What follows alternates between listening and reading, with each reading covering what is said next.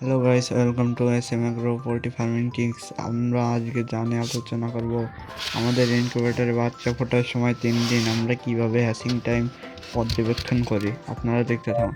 আমাদের একটা বাচ্চা ফোটা শুরু হয়েছে, আজকে থেকে আমাদের বাচ্চা ফুটবে, কারণ আমাদের বাচ্চা আজ 2 দিন থেকে হ্যাচিংয়ে ছিল। আজকে আমাদের লাস্ট ডে। আমরা নিচে সুতির কাপড় দিয়ে দিছি এবং ডিমগুলো 17 দিনে লাবাইয়া দিছি। আরেকটা মেন জিনিস হচ্ছে, হ্যাচিংয়ের সময় আর্দ্রতা কিন্তু 70-এর উপরে রাখতে হবে, তাহলে হ্যাচিং টাইমটা অনেক ভালো হবে।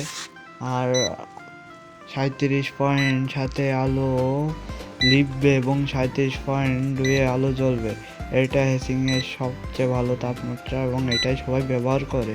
আমাদের হ্যাচিং টাইমের সময় আমরা নিচে সুতির কাপড় বিছাই দিয়েছি এবং ডিমগুলো নিচে লাগাই দিয়েছি এই 17 দিনে, কারণ আমাদের মুরগির ডিম যে ডিমে হ্যাচিং হোক না কেন তার 3 দিন আগে লাবাই দিতে হয়। এটাই হ্যাচিংয়ের সময় প্রয়োজনীয় বেশি। আর আজকে আমাদের মুরগির ডিমগুলো ওর মুখ ভাঙা শুরু হয়ে গেছে। আর বাচ্চা ফুটলে অবশ্যই শুকিয়ে বের করবেন, কারণ নাভি কাঁচা থাকে তো অনেক সমস্যা হয়। শুকিয়ে বের করলে রোগমুক্ত থাকে। এবং ভিডিওটা ভালো লাগলে অবশ্যই লাইক, কমেন্ট, শেয়ার এবং সাবস্ক্রাইব করবেন।